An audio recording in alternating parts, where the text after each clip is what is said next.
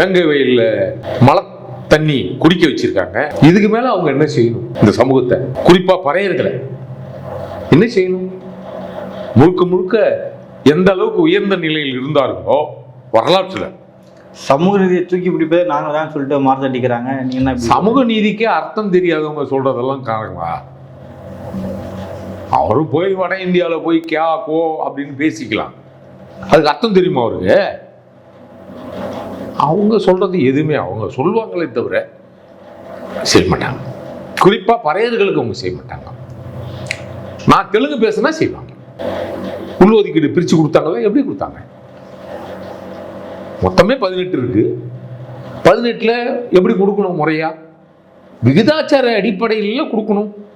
மக்கள் தொகை கணக்கெடுப்பு நடத்தணும் இல்லையா? மக்கள் தொகை கணக்கெடுப்பா நடத்தாமவே உள்ஒதுக்கீடு எப்படி கொடுக்க முடியும்? இப்போ தமிழ் குடிகள் இருக்க, பல்லர்கள் இருக்கிறாங்க, பறையர்கள் இருக்கிறாங்க, சக்கிலியர் இருந்தாங்க. சக்கிலியர்களுக்கு மட்டும் 3% எப்படி கொடுத்தாரு? அது துரோகம் இல்லையா?